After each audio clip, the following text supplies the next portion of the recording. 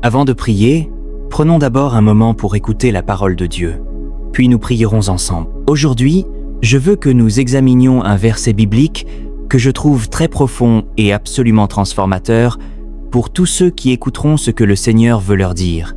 Ce passage des Écritures se trouve dans Matthieu 6, versets 31 à 34, et il dit « La parole est très claire sur ce que nous devons faire si nous voulons que tout dans notre vie trouve sa place. Si nous voulons être en paix, être établis et recevoir tous ceux pour quoi nous avons prié et placé notre confiance en Dieu, il existe une seule ligne des Écritures qui nous conduit vers ces bénédictions, une seule vérité, et c'est celle-ci. Nous devons chercher Dieu en premier. Ce n'est pas une nouvelle révélation découverte aujourd'hui. Cette vérité se trouve dans la parole depuis que la Bible nous a été donnée, depuis que la parole a été inspirée. Je crois qu'elle nous montre comment nous devons donner la priorité à Dieu dans nos vies et quelle place nous devons lui accorder. En tant que chrétiens, je crois qu'il est nécessaire que nous cherchions le Seigneur en premier. Je crois qu'il est nécessaire que nous lui donnions toujours la priorité. Il doit être le premier en toutes choses. Nous devons le mettre en premier dans nos décisions. Il doit être notre premier recours lorsque la vie nous accable. Il doit être notre premier recours lorsque nous sommes abattus. Et il doit être notre premier recours lorsque nous sommes dans la joie. Cela n'est peut être pas l'opinion la plus populaire, et peut être avons-nous parfois été conditionnés à ne chercher le Seigneur que lorsque nous sommes dans les difficultés. Mais je crois qu'aujourd'hui, nous devons voir les choses différemment. Le verset d'aujourd'hui nous adresse un appel différent. Il nous montre quelque chose de différent. Il nous parle d'un chemin différent. Pourquoi devons-nous attendre que les choses aillent mal avant d'appeler le Seigneur ? Je crois qu'en tant que chrétiens, la seule chose que nous devons faire, la seule chose que nous devons absolument avoir, c'est une relation forte avec le Seigneur, une communion profonde avec lui. Si la présence du Seigneur est forte dans nos vies, nous ne sommes pas facilement désorientés et nous ne sommes pas facilement troublés.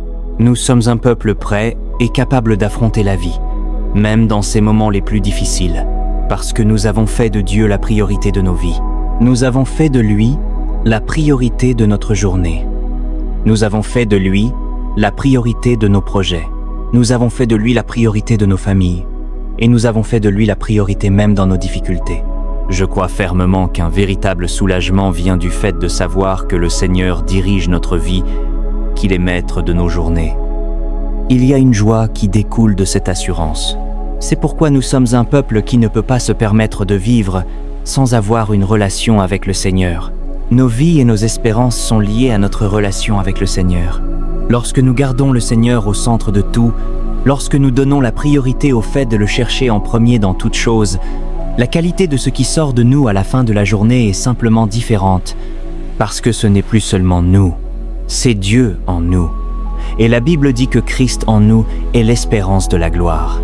Lorsque nous faisons nos projets avec le Seigneur, les choses sont différentes. Je crois que lorsque la Bible nous dit de faire confiance au Seigneur de tout notre cœur et de ne pas nous appuyer sur notre propre intelligence, elle nous conduit directement vers cette vérité. Je crois également que lorsque nous faisons de la recherche de Dieu une priorité, nous avons accès à la sagesse de Dieu. Lorsque tout ce que nous voulons faire passe d'abord par Dieu, ou lorsque nous vivons une vie profondément enracinée dans le Seigneur, devenir victorieux devient plus facile. Cela devient naturel, parce que nous sommes connectés à la source, parce que nous avons fait de cette source notre demeure, notre refuge. C'est pourquoi, en tant que croyants, nos priorités doivent changer. La manière dont nous avons agi, la manière dont nous avons organisé nos vies dans le passé, doit changer. Si nous avons construit nos vies autour de nous-mêmes ou autour des autres, cela doit changer. Nous devons construire autour du Seigneur. Nous devons construire nos journées autour de lui. Nous devons construire nos projets autour de lui. Nous devons le chercher en premier dans nos projets. Et pour faire cela efficacement, nous devons lui consacrer du temps chaque jour dans nos vies. Pour connaître la pensée de Dieu, nous devons être avec le Seigneur. La Bible témoigne des disciples de Jésus dans Actes 4, verset 13. Elle dit « Lorsqu'ils virent l'assurance de Pierre et de Jean, et qu'ils s'aperçurent que c'étaient des hommes du peuple sans instruction, ils furent dans l'étonnement. Ils les reconnurent pour avoir été avec Jésus. Lorsque nous restons avec le Seigneur, cela se voit. Lorsque nous le cherchons en premier, cela se voit. Lorsque nous lui permettons d'être Seigneur dans nos vies, cela se voit. Cela ne peut pas être simulé. Alors, si vous avez l'impression que tout est déplacé depuis très longtemps, si vous avez l'impression de ne simplement pas réussir à trouver ce centre, cette ancre, et si vous avez le sentiment que tout vous fait aller dans tous les sens, Est-ce parce que Dieu n'est pas encore au centre de votre vie? Est-ce parce que vous n'avez pas encore fait de sa recherche une priorité? Lorsque Jésus entre dans une situation, la Bible nous fait comprendre que toute tempête s'apaise. Lorsque Jésus intervient, les choses commencent naturellement à trouver leur place. Les choses se mettent en ordre. Vous êtes peu être croyants depuis longtemps, mais nombreux sont les croyants qui continuent de se diriger eux-mêmes. Nombreux sont ceux qui continuent de contrôler leur vie sans jamais laisser le Seigneur y entrer. Voici la parole du Seigneur pour vous aujourd'hui. Vous avez tenu le gouvernail pendant si longtemps que vous ne savez plus comment le lâcher. Laissez Dieu vous le retirer. Laissez-le prendre les rênes. À partir d'aujourd'hui, faites de cela une priorité. Que le Seigneur puisse parler dans chaque situation de votre vie. Faites-en un mode de vie, qu'il soit votre premier recours, votre première étape et le premier endroit vers lequel vous vous tournez lorsque les situations se présentent. Faites cela et regardez ce qui commencera à se produire à partir de cet instant. Si vous avez écouté cette méditation aujourd'hui, je vous invite maintenant à vous joindre à nous dans cette courte prière. C'est une prière pour nous réaligner, une prière pour aider nos cœurs à présenter d'abord nos préoccupations au Seigneur, une prière pour nous conduire à cet endroit où la première chose que nous faisons est de chercher le Seigneur. Si vous êtes prêts à faire cette prière maintenant, priez avec moi. Cher Père Céleste, je te remercie aujourd'hui pour ta parole. Je te remercie parce que tu ne m'as pas laissé sans direction en cette saison de ma vie. Merci pour cette méditation. Seigneur, j'ai entendu tes paroles aujourd'hui et je réalise que je dois changer ma manière de vivre. Je comprends maintenant que je n'ai pas fait de ma recherche de toi une priorité. Trop souvent, je ne suis venu vers toi que lorsque j'étais dans les difficultés et je n'ai pas fait du temps passé avec toi une partie régulière de ma vie. Je le reconnais aujourd'hui et je reconnais également que je veux que les choses soient différentes. Je ne veux pas que mon temps avec toi consiste seulement à demander de l'aide. Aujourd'hui, je viens te demander une véritable relation avec toi. J'ai compris qu'il y a tellement plus dans le fait d'être avec toi que de faire de courtes prières lorsque j'ai peur. Être proche de toi change les choses et apporte la paix. Alors Seigneur, c'est ce que je te demande aujourd'hui. Je demande une nouvelle manière de vivre, une vie dans laquelle les choses sont établies et en ordre. S'il te plaît, donne-moi la grâce de rester près de toi. Seigneur, je te demande également de m'aider à remettre mes priorités dans le bon ordre.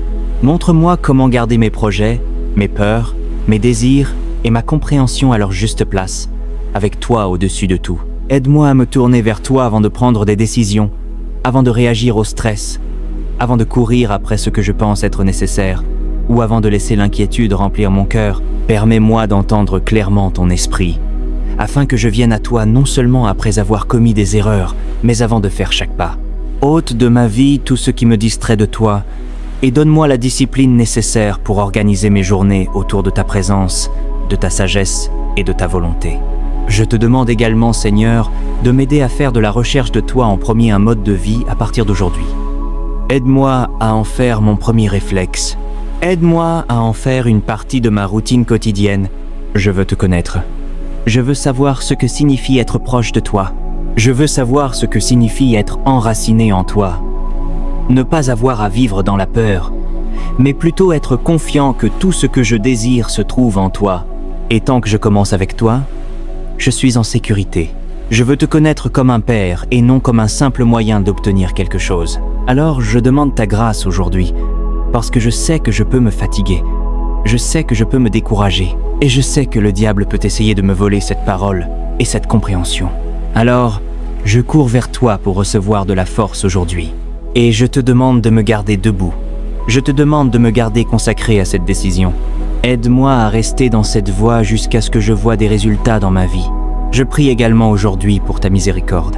Je sais qu'à plusieurs reprises, dans le passé, je ne t'ai pas cherché.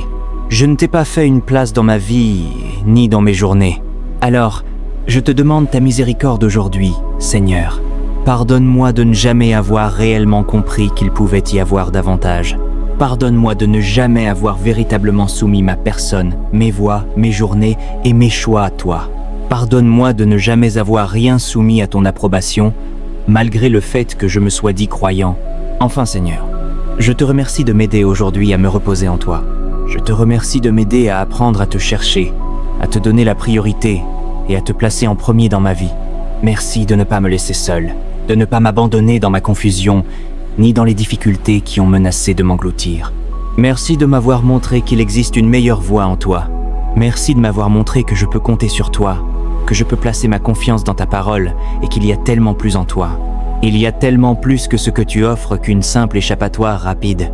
Merci Seigneur, pour ta miséricorde aujourd'hui. Merci pour ta bonté. Merci pour ton amour. Et surtout, merci de répondre à mes prières. Merci Jésus. À toi soit toute la gloire. Amen. J'espère que cette méditation vous a encouragé à chercher Dieu en premier dans chaque domaine de votre vie. Que le Seigneur vous aide à construire vos journées autour de lui, à lui présenter chaque décision et à trouver la paix en sachant que lorsqu'il est en premier, tout le reste commence à trouver sa juste place.